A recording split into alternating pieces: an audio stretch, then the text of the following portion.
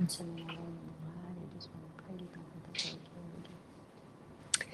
Bonjour à tous, merci d'être venus à la conférence Entreprendre en Asie du Sud-Est, comment sauter le pas.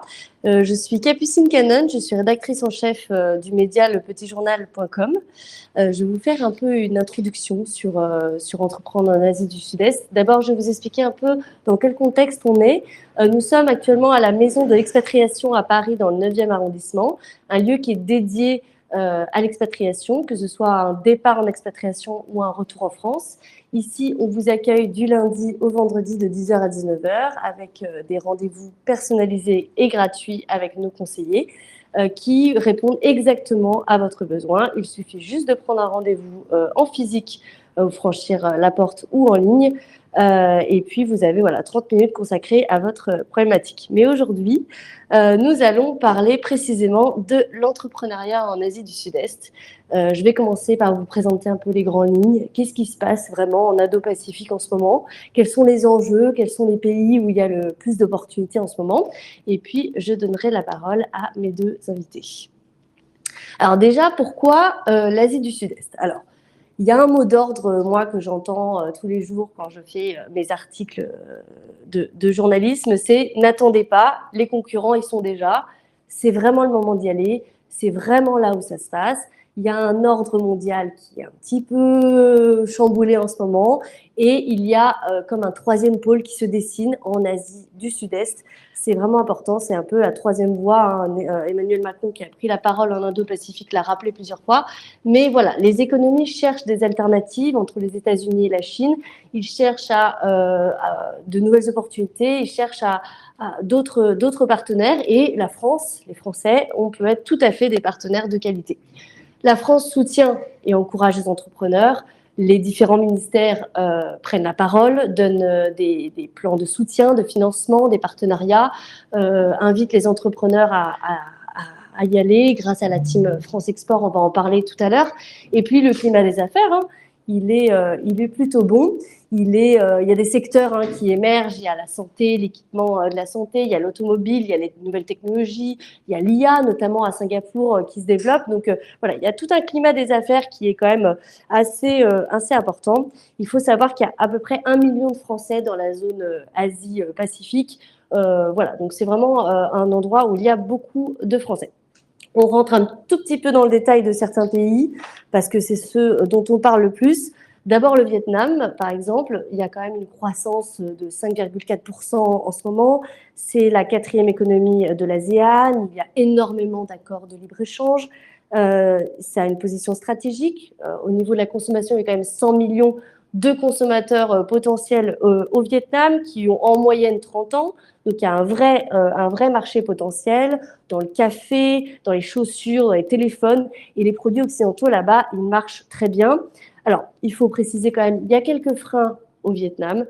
C'est important de le savoir. Il y a une complicité administrative. C'est important d'en avoir connaissance. Et il y a la barrière de la langue.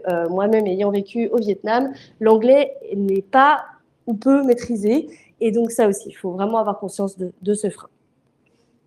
Je voulais parler aussi aujourd'hui de la Thaïlande. La Thaïlande, du coup, c'est 70 millions de consommateurs, la première destination touristique de la zone. Donc, tout ce qui est projet, opportunité entrepreneuriale dans le tourisme, je pense que c'est une très bonne idée. 250 filiales françaises qui sont déjà présentes. C'est le 2e partenaire commercial de la France en ASEAN. Donc, il y a beaucoup d'opportunités aussi en Thaïlande. Quelques freins quand même, une complexité réglementaire et j'ai noté aussi une concurrence locale qui est quand même assez importante.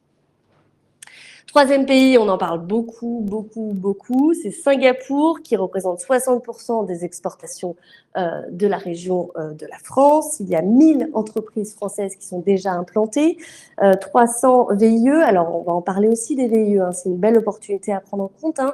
Ce sont des jeunes qui peuvent, du coup, en moins de 26 ans, qui peuvent s'engager dans les entreprises françaises et qui sont un vrai levier pour développer son business à l'étranger. Singapour, on le sait, ressources naturelles, il n'y en a pas beaucoup, mais c'est quand même un hub incontournable économique qui permet de centraliser. En fait, on s'installe à Singapour et après on exporte un peu partout dans la zone, donc c'est quand même très, très stratégique. Et puis, c'est un des pays où il est le plus facile de faire des affaires aujourd'hui. Il est classé 4e des pays les plus faciles où faire des affaires. Et au niveau des freins, je le disais, effectivement, c'est un petit pays, donc voilà, les débouchés restent tout de même limités, il faut en avoir conscience. De belles opportunités comme une zone économique qui est en train d'émerger, qui s'appelle Johor-Singapour, entre la Malaisie et Singapour. C'est pareil, c'est très intéressant. Dernier pays sur lequel je voulais rebondir, c'est l'Indonésie. Alors, l'Indonésie, c'est 250 entreprises françaises qui sont déjà implantées en Indonésie. C'est des ressources naturelles qui sont quand même très diversifiées et très denses. Une main-d'œuvre qui est de plus en plus qualifiée. Il y a des opportunités avec la nouvelle capitale, je ne sais pas si vous avez entendu parler, qui s'appelle Nusantara, qui est donc la nouvelle capitale politique, mais il y a vraiment je pense, des opportunités, ne serait-ce que par sa position maritime. Il y a quelque chose à penser par là. Et puis, voilà, des opportunités dans l'automobile, dans les nouvelles technologies, dans l'industrie. Voilà, il y a des rumeurs comme quoi on aurait vendu des Rafales au dernier déplacement d'Emmanuel Macron il y a quelques jours. Je dis ça, je dis rien. Et puis voilà. Alors les freins, j'ai noté qu'effectivement, il y a certaines activités où il faut avoir un partenaire indonésien. Donc ça, c'est important de le savoir en amont. C'est pour ça qu'il faut bien se préparer avant de se lancer dans l'entrepreneuriat en Asie du Sud-Est. Et puis voilà, lenteur de réforme, peut-être un peu voilà de dessous de table, tout ça. Donc voilà, je préfère le dire rapidement, mais je préfère vous le dire quand même. Concrètement, quand on se lance dans l'entrepreneuriat en Asie du Sud-Est, il y a quand même des gens sur place qui peuvent nous aider. Et on n'a pas forcément conscience de qui c'est. Il y a d'abord les conseillers du commerce extérieur. Il faut savoir qu'il y a des personnes qui s'appellent les CCE. Donc, il y en a 850 qui sont dédiés à l'Asie et dont 650 qui sont déjà physiquement sur place. Globalement, pour vous résumer, les conseillers du commerce extérieur, c'est très souvent des dirigeants ou des hauts cadres d'entreprise qui ont été nommés par le gouvernement pour accompagner les entreprises françaises, leur apporter leur expertise en tant qu'eux-mêmes entrepreneurs ou chefs d'entreprise. Et voilà, il y a un vrai accompagnement, c'est bénévole, c'est vraiment une force de l'ombre qu'on oublie souvent, mais il y en a voilà, un petit peu partout, en tout cas en Asie du Sud-Est et partout dans le monde. Il y a aussi la team France Export. Alors en fait, on a réuni tous les acteurs au même endroit. On a réuni Business France, les chambres de commerce et d'industrie, BPI France, et puis d'autres évidemment partenaires qui eux en fait sont un peu la force qui va accompagner sur place tout projet entrepreneurial, tout projet d'entreprise, de création d'entreprise, d'implantation de PME, de TPE, même de grandes entreprises sur place. Et donc, je l'ai écrit, il y a 750 conseillers à l'étranger dans plus de 50 pays dans le monde. Donc, c'est vraiment une force sur laquelle il faut s'appuyer le plus possible. Et puis voilà, il y a d'autres forces, il y a les associations d'accueil, on n'en parle peut-être pas assez, mais ce sont des associations qui sont sur place, qui sont reconnues d'utilité publique, qui font partie du réseau de la FIAF, et donc ce sont des réseaux qui accueillent tous nouveaux francophones ou français dans le pays et qui vont les accompagner dans évidemment tout ce qui est problématique d'installation, de logement, de quartier, mais aussi tout projet professionnel, reconversion par exemple, création d'entreprise. Il faut vraiment parler d'eux. Et les réseaux d'entrepreneurs, j'en ai un en tête qui s'appelle The Musette, qui est mené par une Française de l'étranger qui vit à Dubaï et qui, elle, fait tout un réseau d'entrepreneurs au féminin pour accompagner toutes ces femmes qui se lancent dans l'entrepreneuriat. Je vais évidemment parler du petitjournal.com. Nous sommes le média de référence des Français de l'étranger.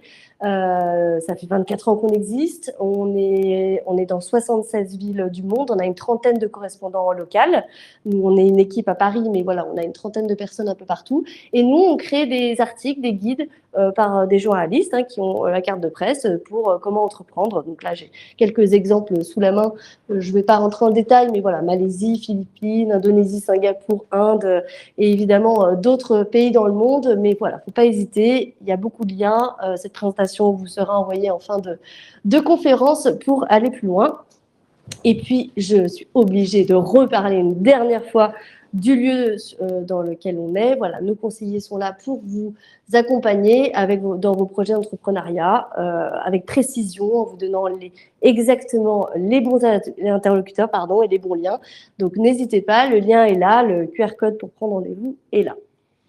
Et je voudrais quand même terminer sur un mot que nous, on utilise énormément dans notre métier aujourd'hui, et je pense que je l'écris dans chacun des articles que j'édite chaque jour avec mon équipe, c'est qu'une bonne expatriation, quoi qu'il arrive, d'entrepreneuriat ou autre, c'est une expatriation qui est préparée.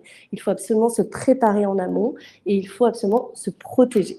Et c'est là où je vais justement donner la parole à mes interlocuteurs, qui sont la CFE et ma école Humanis, et je vais passer mon micro tout de suite. Bonjour Rachida. Bonjour Capucine, merci beaucoup. Oui, c'est plutôt à Alexis. Il faut passer la parole, merci. Alors oui, merci en tout cas de nous donner la parole. Donc moi, je suis en charge du développement et du marketing à la Caisse des Français de l'étranger, donc plus communément appelée la CFE. Donc comme son nom l'indique, on est une caisse de sécurité sociale. Donc très peu de personnes le savent, mais en se préparant au projet d'expatriation, et si vous êtes là aujourd'hui connecté ou en présentiel, c'est que vous avez déjà la bonne démarche. Très peu savent qu'il est possible de transposer le modèle de protection sociale, en tout cas de sécurité sociale français, à l'étranger. Donc c'est pour ça aussi aujourd'hui qu'on intervient avec Malakoff Humanis, qui se présentera tout à l'heure, Alexis. Mais c'est parce que donc du coup nous, la CFE, on est l'équivalent de la sécurité sociale pour les Français qui vivent à l'étranger, et on a des partenaires, donc des mutuelles, des complémentaires santé, tels que Malakoff Humanis, qui donc assure la complémentaire, notamment sur la partie santé, mais on le verra aussi sur la partie retraite.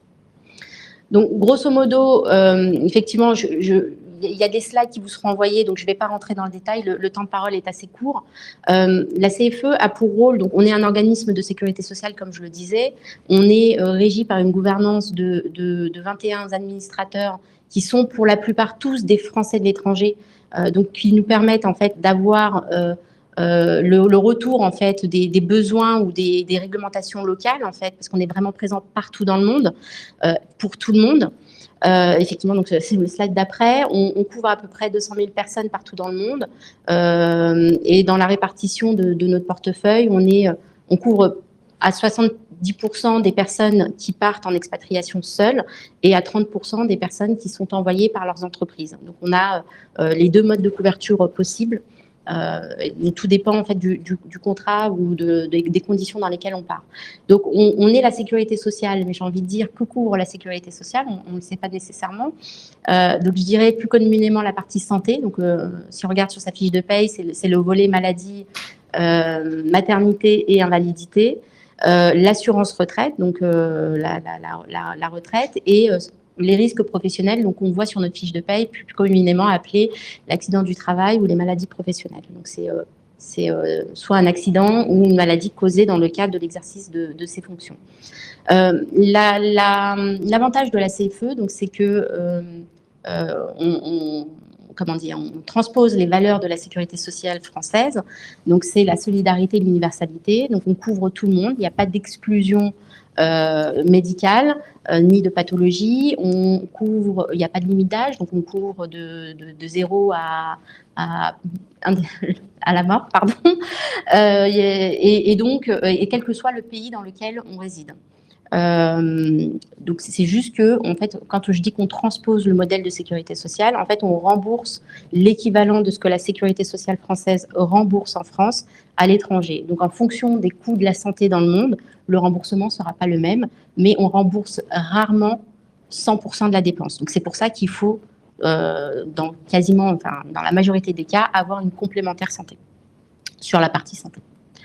Et donc, on parle de continuité des droits parce que à partir du moment où vous faites le choix de la CFE, alors ça c'est important parce que lorsque l'on est en France, la sécurité sociale est obligatoire. En revanche, quand on part à l'étranger, la CFE n'est pas obligatoire. C'est une option, c'est une assurance volontaire. On est malgré tout un organisme de sécurité sociale, mais c'est vous qui faites le choix d'adhérer ou pas à la CFE.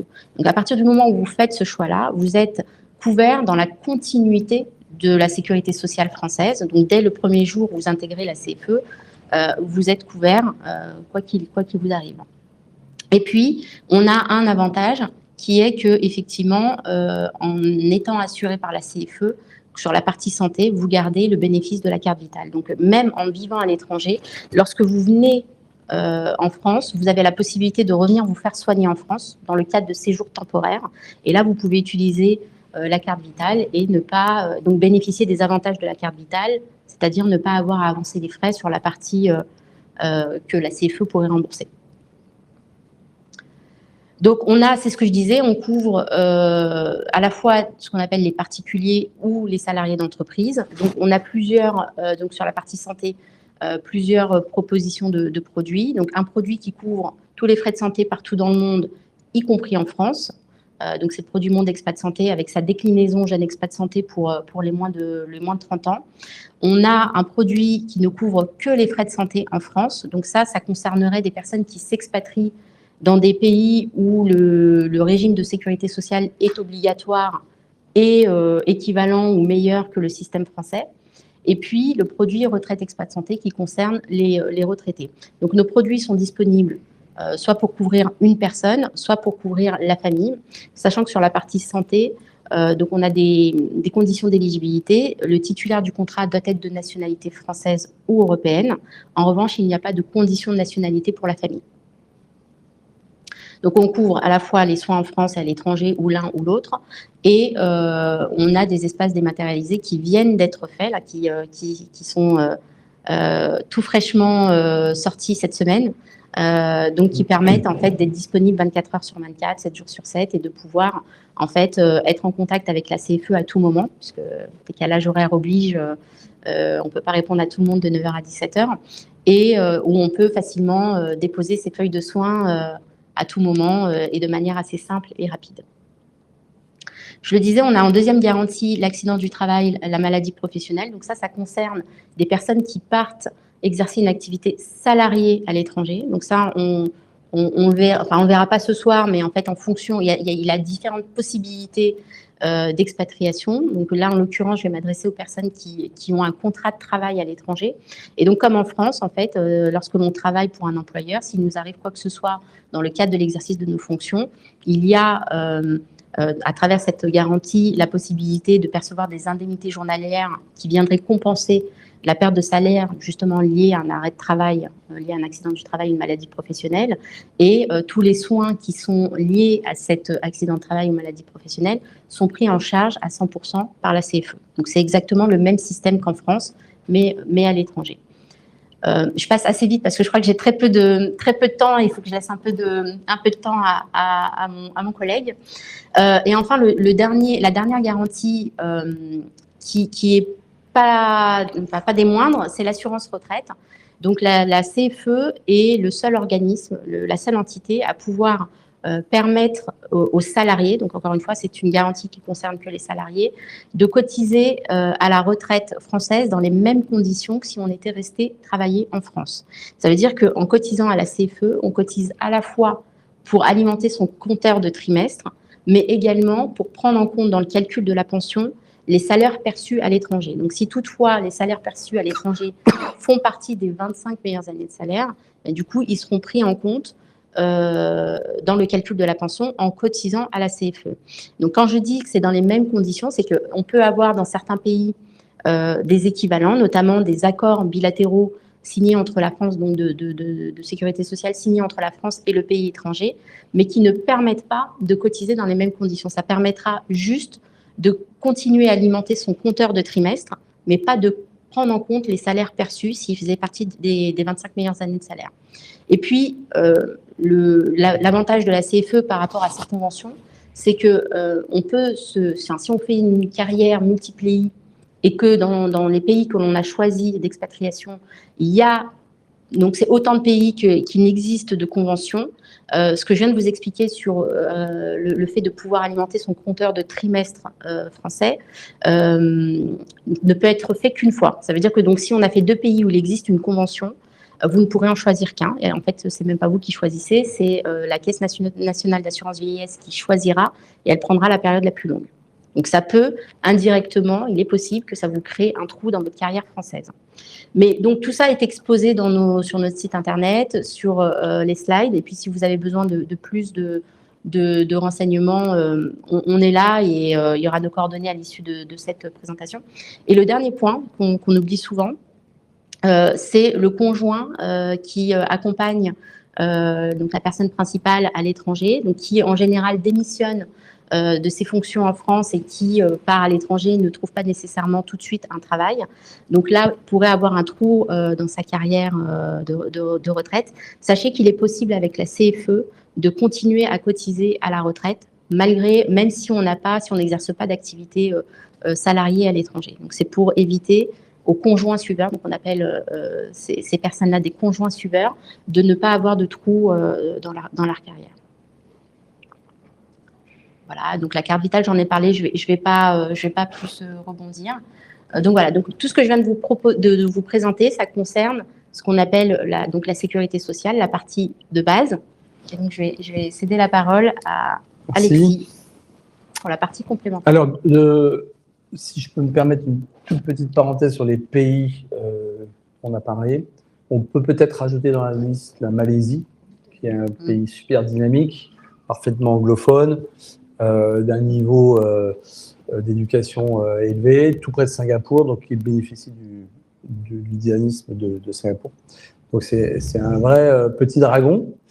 Et puis pour revenir sur le Vietnam, que je connais un peu pour y avoir vécu aussi, mais il y a 30 ans, le nouveau Premier ministre parle de secouer l'administration et il s'est séparé de 100 000 fonctionnaires.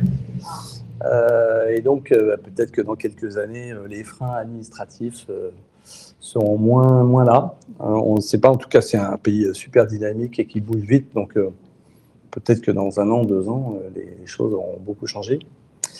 Malakoff Humanis, en 2 mots, nous sommes ce qu'on appelle un groupe paritaire de protection sociale, enfin paritaire et mutualiste, puisque nous avons 2 métiers.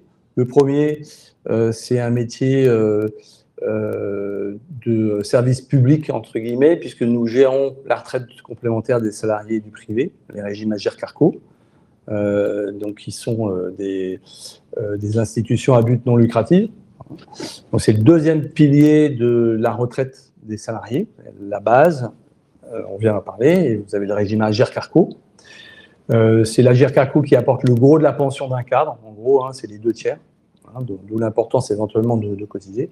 Donc ça, c'est un premier métier de Malakoff Humanis. Et l'autre métier, qui est un métier concurrentiel, c'est l'assurance de personnes. Donc c'est les couvertures santé-prévoyance. Bien sûr, surtout en France. Nous sommes 10 000 salariés en France.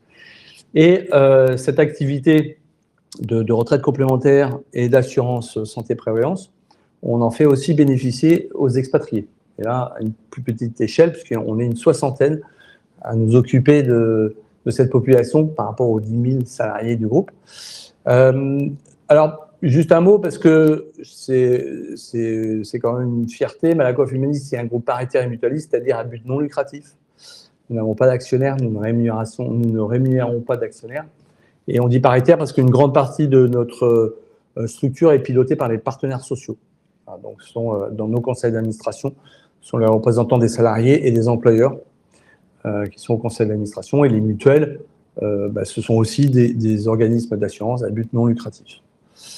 Alors, je rappelle l'expatrié, le terme expatrié qu'on utilise depuis le début, c'est l'expatrié au sens de la sécurité sociale, c'est-à-dire quelqu'un qui quitte la France et qui est plus rattaché au système obligatoire français.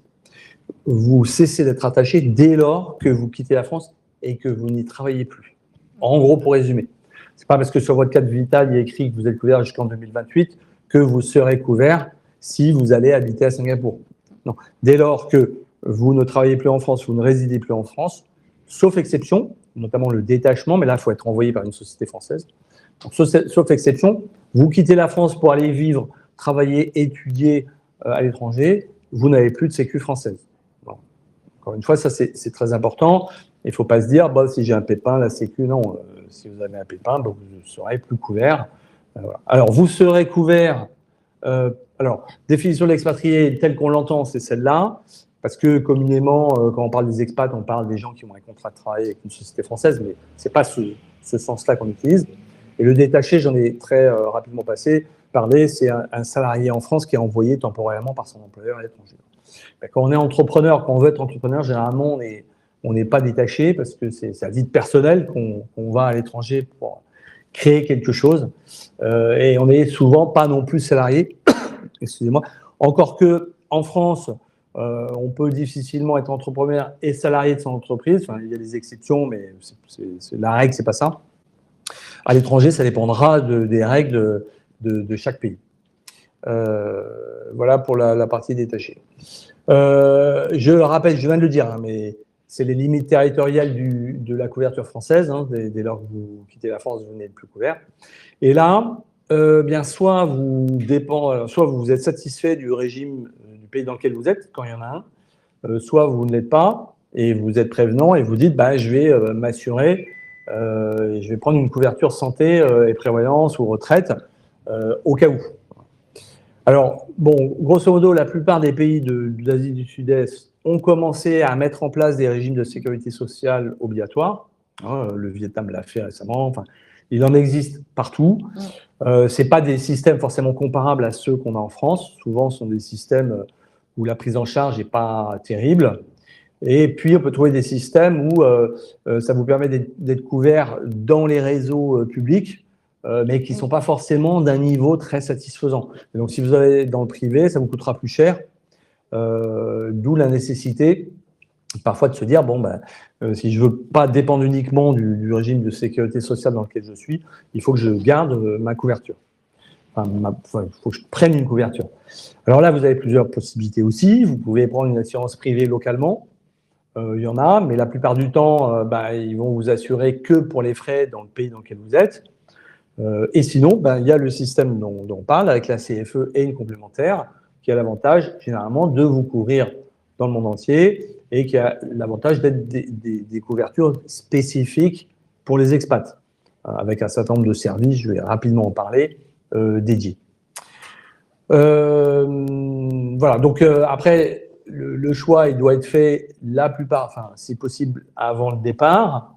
Alors, je rappelle juste que la santé, je ne vais pas comparer la santé avec une voiture, mais je pourrais presque le faire. C'est-à-dire que ça ne vient pas à l'idée de grand monde, ou presque, de conduire une voiture si elle n'est pas assurée. La santé, c'est pareil. Ce n'est pas quand on est malade qu'il faut s'assurer, parce que là, l'assureur, il dit non. Voilà. C'est comme une voiture, vous n'assurez pas votre voiture quand vous avez eu votre accident, l'assureur va dire non. En santé, c'est pareil. Voilà. Donc, c'est vrai que quand on est jeune et en bonne santé, on se dit pas besoin, mais c'est le jour où il y a un gros pépin qu'on se dit mince, je ne suis pas couvert. Et alors, la dernière chose, c'est que si vous attendez avant de vous couvrir, vous aurez plus de bâtons dans les roues de la part des assureurs parce qu'ils n'aiment pas trop. Ils vont être suspicieux puisqu'ils vont se dire si la personne, ça fait 2 ans qu'elle est là-bas et qu'elle s'assure maintenant, c'est qu'en fait, elle est malade. Voilà. Et quand nous, on assure, enfin la CFE, c'est pareil, on assure quelqu'un pour un risque à venir, mais pas un risque avéré. Voilà, et on assure un aléa. S'il n'y a plus des aléas, nous, on n'arrive plus à équilibrer nos comptes parce qu'on n'a que des gens malades. Voilà. Donc, ça ne marche pas comme ça, l'assurance. Donc, malheureusement. Donc Rachida l'a dit, donc à la CFE, il n'y a pas de limite, mais quand même, si vous êtes déjà à l'étranger, vous pourrez avoir un délai de carence. Et chez les assureurs complémentaires, vous serez susceptible d'avoir un questionnaire médical pour évaluer le risque que prend l'assureur à vous couvrir. Donc voilà, c'est pas parce qu'on est en bonne santé que demain tout peut bien se passer. Enfin, un accident, ça peut être dramatique et pas non plus être catastrophique, mais il y a plein de gens qui n'ont jamais d'accident, qui restent toute leur vie en bonne santé. Mais faut le prévoir en tout cas. Si on...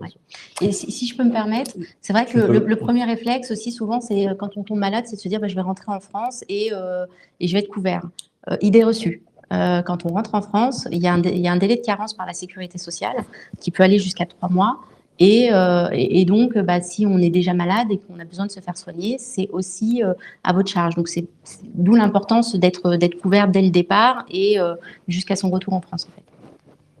Voilà, donc c'est les lois PUMA qui ont été mis en place il y a quelques années, qui disent que toute personne résidente en France doit être couverte, quelle que soit sa situation. Mais effectivement, quand on vient de l'étranger, notamment dans les pays qui n'ont pas de convention de sécurité avec la France, ce qui est le cas de la plupart des pays d'Asie du Sud-Est, vous ne serez pas couvert automatiquement et parfois même ça peut être sous condition de ressources. Donc voilà, il ne faut pas se dire la Sécu, youpi, voilà. Et puis en ce moment, de toute façon, les cordons de la bourse vont être serrés, donc il n'y aura pas plus de générosité, il ne faut pas attendre plus de générosité. C'est un système qui est déjà déséquilibré. Donc les risques couverts chez Malakoff Humanis et au sens large du terme, donc retraite de base, CFE, nous on assure la retraite complémentaire pour les salariés uniquement. Donc les entrepreneurs qui n'ont pas le statut de salarié, c'est comme en France. C'est à eux de mettre de l'argent de côté. Alors éventuellement de bénéficier du régime de sécurité sociale dans lequel ils seront. Mais il ne faut pas s'attendre à avoir une méga retraite si vous êtes au Vietnam. Encore que, avec un taux de croissance de 8% par an, dans 20 ans, ça sera forcément mieux qu'aujourd'hui. Mais bon, voilà, c'est quand même des systèmes qui se mettent en place doucement. Peut-être que Singapour est un peu différent. Néanmoins, la problématique qu'on peut avoir avec les régimes de retraite de ces pays, c'est l'exportabilité des droits. En France, on exporte les droits, ça fait partie de la loi. Quand on dit exporter les droits, c'est-à-dire que si vous allez vivre votre retraite à l'étranger, il n'y a pas de problème, votre pension continuera de vous la verser. Certains pays peuvent très bien dire, OK, nous, on verse une pension de notre pays qu'aux gens qui sont résidents dans notre pays. Alors, je ne connais pas la réglementation des pays qu'on a évoqués, mais ça existe. C'est le cas, par exemple, du Japon. Ça peut être le cas. Alors, sinon, vous pouvez avoir d'autres barrières fiscales, c'est-à-dire que la pension est amoindrie si vous n'êtes pas fiscalement résident dans le pays. Voilà. Donc, faut avoir ça en vigilance en se disant, même si j'ai sur place un bon régime de retraite, il faut voir, quand je serai à la retraite, si je pourrais facilement l'utiliser. Voilà. Donc là, nous, on propose une continuité pour les salariés. Sinon, il existe des régimes par capitalisation, mais ça, on ne propose pas. Santé-prévoyance, on va couvrir en complément de la CFE le risque santé, le risque de prévoyance. La prévoyance, c'est l'arrêt de travail, Rachid en a parlé, plus le décès. C'est pour les familles essentiellement. On verse un capital en cas de décès. Et puis, sachez que vous pouvez, si vous êtes salarié à titre volontaire, cotiser à l'assurance chômage, à France Travail, ce qui vous permettra, en cas de licenciement et de retour en France, de bénéficier d'une assurance chômage. Ça se fait à titre volontaire.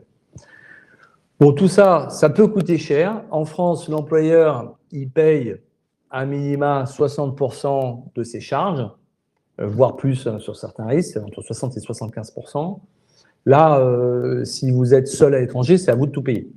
Donc, soit vous réussissez à négocier avec un employeur qui prenne une partie, soit vous négociez un très bon salaire pour payer votre part en totalité, soit vous faites des arbitrages parce que vous dites je ne peux pas tout prendre, et c'est là où nous, on peut vous aider en fonction de votre pays, de votre situation, de votre rémunération, de vos priorités, et c'est là où on va vous conseiller de prendre telle ou telle couverture, tel ou tel risque, tel ou tel niveau de couverture. Vous n'êtes pas obligé non plus d'être couvert à 100%, super bien. Voilà, vous pouvez prendre une couverture basique.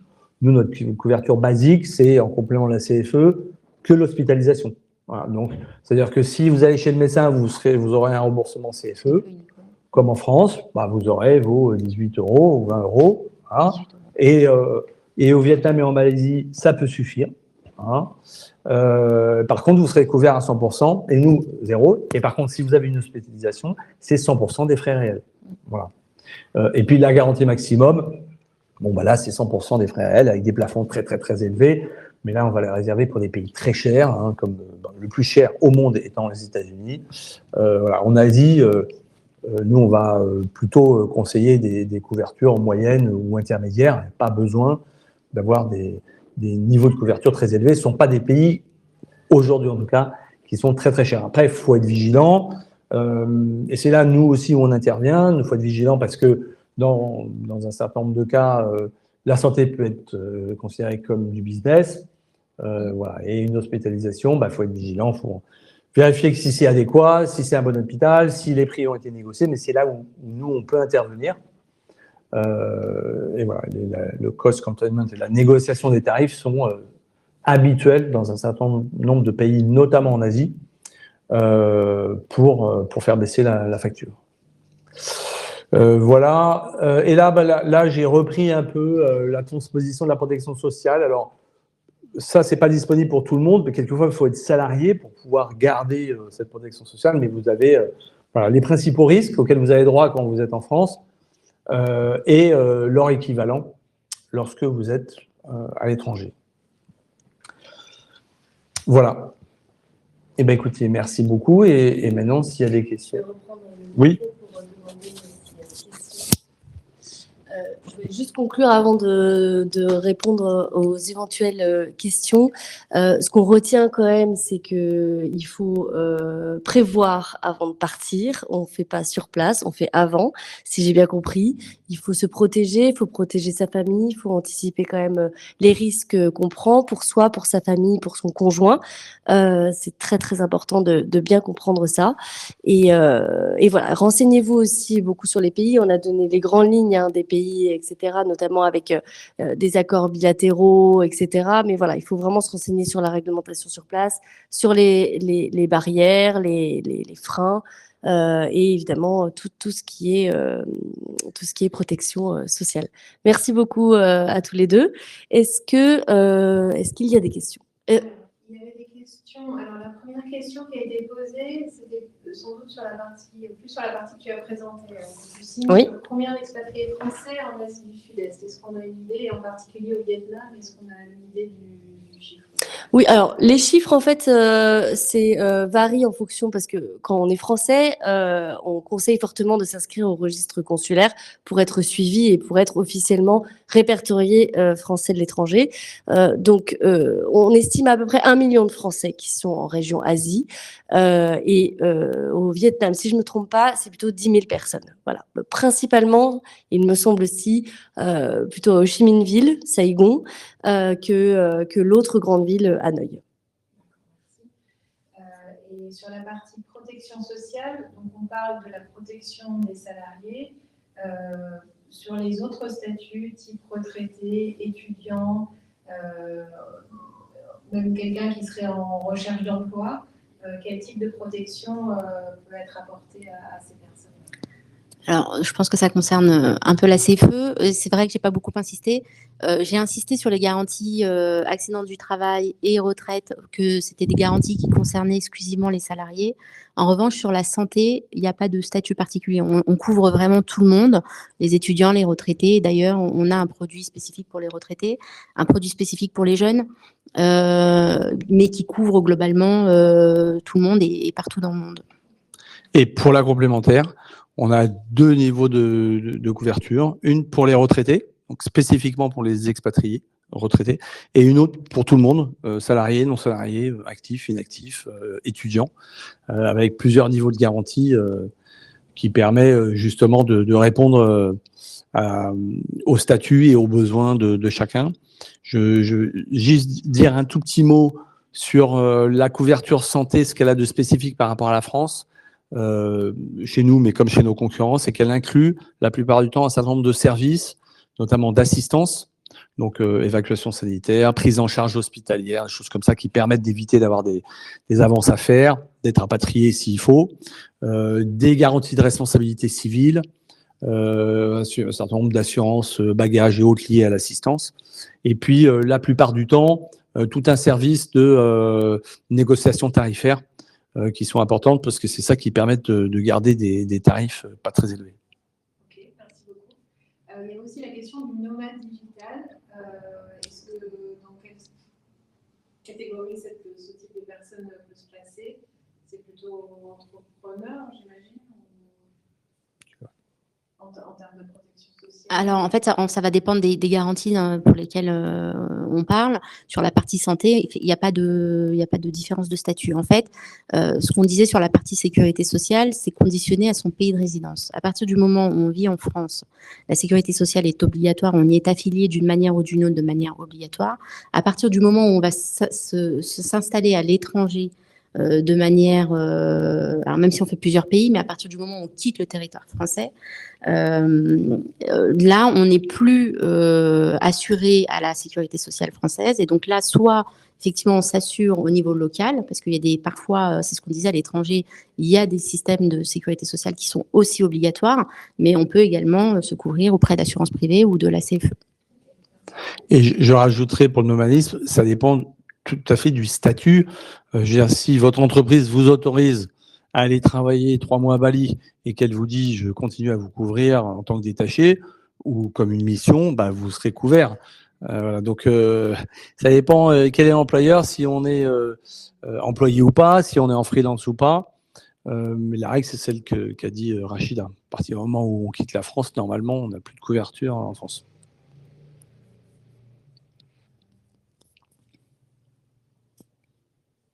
Est-ce que peut-être on peut des questions dans la salle? Moi, j'ai une petite question.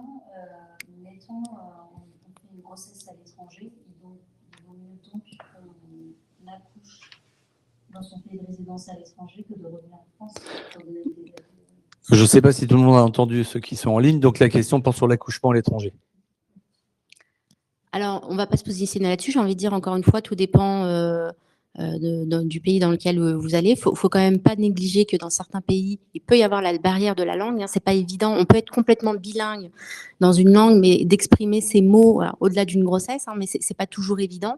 Donc, c'est ce que j'expliquais. Nous, nos produits intègrent quasiment tous la possibilité de revenir se faire soigner en France. Donc, le faire le suivi d'une grossesse en France et l'accouchement en France, c'est tout à fait possible en étant couvert par la CFE. Mais aussi, tout aussi bien d'ailleurs de faire le suivi de grossesse ou l'accouchement à l'étranger, c'est aussi pris en charge, mais dans les conditions de l'équivalent de remboursement en France. Mais dans ce cas-là, il faut faire une déclaration à un moment donné. Oui. Pour indiquer et s'inscrire dans une maternité. Ouais, alors ça c'est une très bonne question parce qu'en fait en France, nous on le voit régulièrement. En France, lorsqu'on a une maternité, qu'on est salarié, c'est souvent l'employeur qui s'occupe des démarches administratives.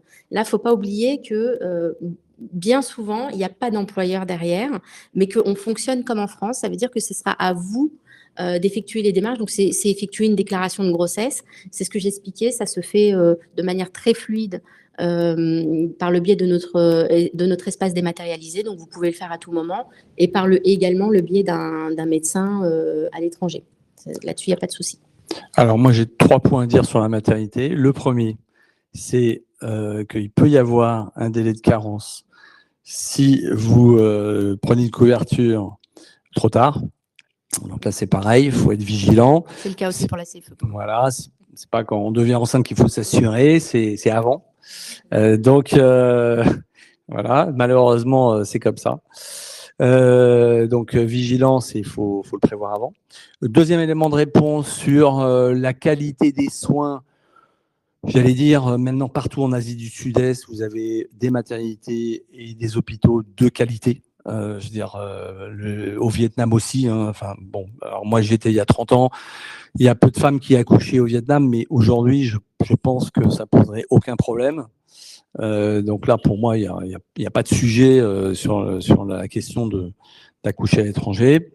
Et le troisième point, c'est que nous, par exemple, dans les services qu'on propose, on propose une appli dédiée à la maternité qui permet d'avoir des contacts avec des sages-femmes dans le monde entier, francophones ou autres, et qui vous permet de faire du coaching et du suivi de votre maternité, mais avec une sage-femme française. Voilà. Donc voilà, un certain nombre de services comme ça qu'on peut proposer pour la maternité à l'étranger. Donc pour moi, il n'y a pas de problème. Vous pouvez y aller les yeux fermés, si je puis dire. J'en profite aussi sur le petitjournal.com. Il y a beaucoup d'articles, notamment sur la santé, notamment sur vivre sa grossesse à l'étranger et notamment vivre sa grossesse en Asie et en Asie du Sud-Est. Donc, il ne faut pas hésiter à aller voir sur le petitjournal.com. On a beaucoup de témoignages de mamans qui en parlent et effectivement, le système de santé là-bas est de grande qualité. J'ai d'autres questions pour toi, Capucine. Au niveau de l'entrepreneuriat, est-ce que, pour en savoir plus sur les modalités, comment entreprendre, en particulier au Vietnam, est-ce que c'est auprès des conseillers de commerce extérieur que les entrepreneurs peuvent se tourner, vers qui obtenir le maximum de conseils?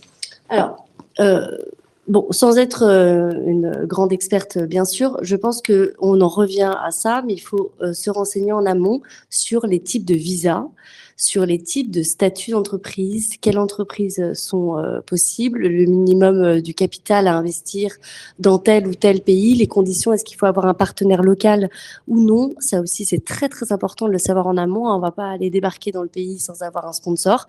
Il y a des pays qui demandent des sponsors locaux. Donc ça, c'est la première chose, c'est vraiment se renseigner le plus possible.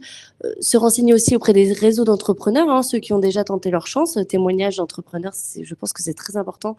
Ils vont revenir sur leur retour d'expérience, sur leurs freins. Et puis, on parlait des conseillers du commerce extérieur, de la Team France Export.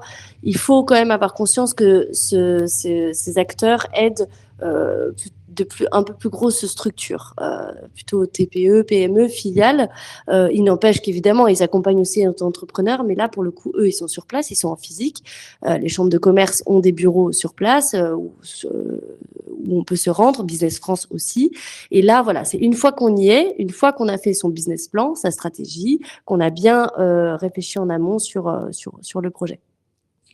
Je pense que on ne perd rien à contacter les chambres de commerce locales. Hein. La chambre de commerce franco-vietnamienne, par exemple, elle peut sans doute aider et il ne faut pas hésiter à le faire. Et est-ce que tu sais si le secteur du design fait partie des domaines d'activité bien représentés en Asie du Sud-Est? C'est une très bonne question. Alors, j'ai juste écrit quelque chose pour présenter cette présentation. J'ai lu que notamment le design dans un des pays, je ne sais plus lequel, avait besoin d'un partenaire local. Donc, voilà, typiquement, c'est une information que je suis allée rechercher pour présenter cette conférence et c'est une information que voilà, il faut aller creuser en amont. Je n'ai pas de chiffres sur les tendances du design. À mon avis, textile, tout ce qui est textile marche plutôt bien en Asie du Sud-Est, mais voilà, je ne veux pas m'avancer, j'ai pas de chiffres plus précis à donner. Et une question plus générale, à partir de combien de temps est-on considéré comme un expatrié? Peut-être c'est plus sur la partie. Il n'y a pas de. Enfin, l'expatrié au sens de la Sécu, comme on l'entend, il n'y a pas de temps. À partir du moment où vous quittez la France, et que vous n'y résidiez plus et vous n'y travaillez plus, dès le lendemain, vous êtes expat. C'est aussi simple que ça. Voilà. Donc, le lendemain, vous avez un accident, vous êtes plus couvert par la Sécu. Voilà. Alors, vous pourrez toujours dire j'étais en voyage, en tourisme, mais bon, allez, peut-être que la Sécu verra rien. Mais c'est 6 mois après, bah, peut-être que la Sécu dira mais vous faisiez quoi au Vietnam, quoi. Voilà, et puis vous n'êtes plus en France, on ne vous connaît pas. Ouais. Enfin, globalement, c'est à partir du moment où on a une résidence principale qui est ailleurs qu'en France. Et c'est souvent, en fait, on fait souvent l'amalgame, mais il y a deux droits différents. Donc, il y a le droit social, donc qui sont les propres règles de la sécurité sociale, et à ne pas confondre avec les règles fiscales aussi. Elles peuvent être différentes. On peut très bien être résident à l'étranger et payer des impôts en France parce qu'on a gardé des biens immobiliers ou autres. Donc, et souvent, on entend des personnes qui nous disent je ne suis pas expat parce que je paye des impôts en France. C'est complètement différent. Donc, vraiment, la sécurité sociale est conditionnée à la résidence principale. Oui, ça c'est fondamental. La résidence fiscale est déterminée par la convention fiscale entre la France et le pays d'accueil. Bon, généralement, c'est des modèles OCDE assez classiques et la plupart du temps, c'est là où on travaille, quand on travaille. C'est pas très compliqué. Mais la convention fiscale, elle est là justement pour éviter une double imposition, pour dire dans quel cas c'est tel pays, tel pays. Voilà, alors que la partie sociale, comme Rachida l'a dit, c'est généralement le lieu de résidence. Mais après, vous pouvez être entrepreneur en France et avoir des périodes de travail, je sais pas moi, de 3 ou 4 mois à l'étranger. Donc là, est-ce que ça vous fait de vous un expat? Ça sera à vous de prévenir la sécurité sociale pour dire que vous êtes temporairement hors de France pour continuer à être couvert par la France. Voilà. Si vous continuez à avoir une activité en France et si votre déplacement est lié à cette activité. Voilà, donc il faut distinguer, il faut regarder vraiment au cas par cas quelle est la situation et le statut de la personne qui se déplace. Priori, on a fini. Alors, comment être rattaché au système social français? Quelles sont les démarches? Alors, normalement, quand vous quittez la France, vous êtes censé rendre votre carte vitale, déjà, sauf si vous gardez la CFE, puisque la CFE vous permet d'utiliser la carte vitale. Après, je ne pense pas qu'il y ait d'autres démarches. Si. En réalité, si, elle est très peu connue. Il y a un formulaire à compléter. Donc, en fait, c'est se rapprocher de sa caisse de sécurité sociale, de son lieu de résidence. Il y a un formulaire à compléter pour prévenir effectivement sa caisse de sécurité sociale qu'on va être expatrié et donc on ne va plus dépendre de la sécurité sociale française. Et c'est pareil, en fait, il n'y a pas de communication. Si vous faites le choix de la CFE, il y a une démarche à faire, il y a un bulletin d'adhésion à compléter auprès de la CFE ou auprès de notre partenaire, puisqu'on est ce qu'on appelle un guichet unique d'adhésion. Donc, vous pouvez faire l'adhésion à la CFE en passant par Malakoff Humanis. Donc, c'est pas parce que vous avez déclaré à la sécurité sociale française que vous partez en expatriation qu'ils vont nous le dire et que vous allez être affilié chez nous. Donc, la démarche vient de vous. Et c'est pareil pour le retour en France. Nous, si vous êtes affilié à la CFE, il n'y a pas de communication avec la sécurité sociale. Ce sera à vous d'informer la caisse de sécurité sociale de votre lieu de résidence pour les informer que vous êtes revenu vivre en France. Donc voilà, donc les démarches, elles ne sont pas automatiques, elles ne sont pas fluides. Il y a vraiment des démarches à effectuer de votre propre chef. Ok, merci beaucoup. Alors, les questions affluent.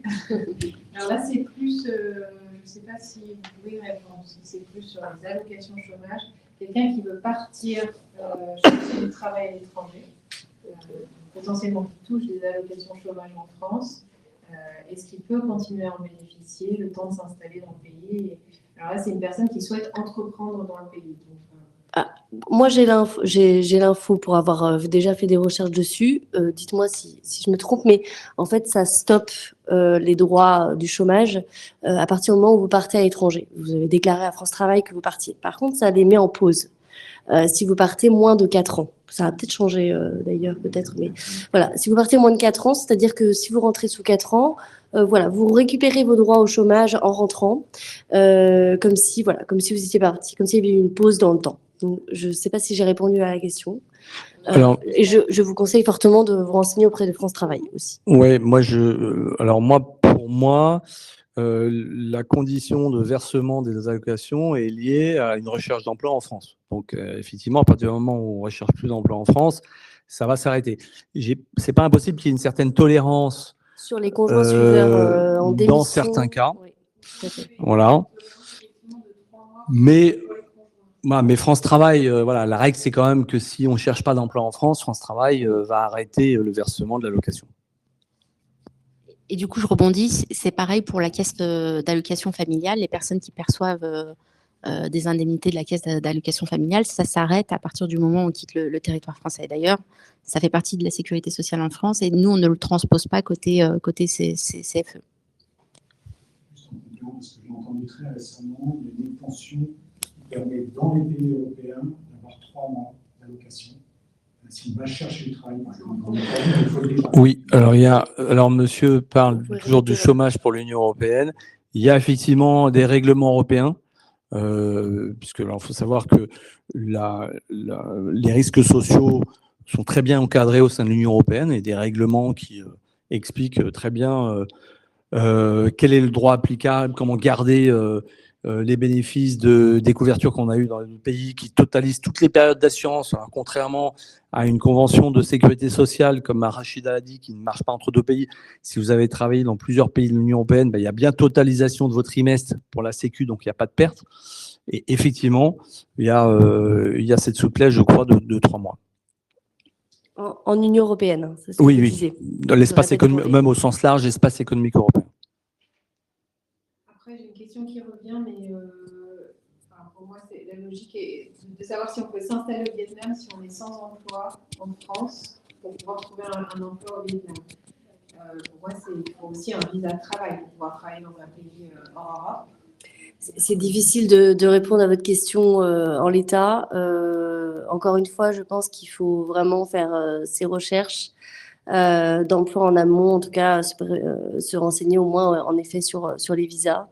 Est-ce qu'il y a sûrement des conditions Moi, je ne connais pas un pays qui autorise un rechercheur d'emploi à venir comme ça. Après, il ne faut pas se cacher aussi que la plupart des gens, ils y vont en tant que touristes, ils trouvent un boulot et ils régularisent après. C'est comme ça que ça se passe dans beaucoup de cas. Ça ne veut pas dire que c'est simple, ça ne veut pas dire que c'est autorisé. Donc, le sujet de l'immigration est un vrai sujet sur lequel il faut être vigilant. En tout cas, à mon époque au Vietnam, ce n'était pas très compliqué. Mais dans d'autres pays, ça peut l'être. Il peut y avoir des règles très strictes, comme nous, on a en France, hein, pour protéger le marché de l'emploi local. Encore une fois, on a deux correspondants, lepetitjournal.com, qui sont basés au Vietnam, qui font régulièrement des articles sur comment s'installer au Vietnam, comment travailler au Vietnam, comment entreprendre au Vietnam. Donc voilà, surtout n'hésitez pas. Bon, je crois qu'on va arrêter là le live. Si jamais il y a des questions encore dans le public, n'hésitez pas. Mais on va terminer le live. Donc merci beaucoup pour votre attention. Merci. Un dernier mot avant de terminer. Merci beaucoup pour votre attention. Un petit mot? Ouais, juste le dernier mot de la fin. On a beaucoup parlé du fait de vraiment se préparer et donc d'effectuer les bons choix. Moi, j'irais même plus loin, c'est-à-dire que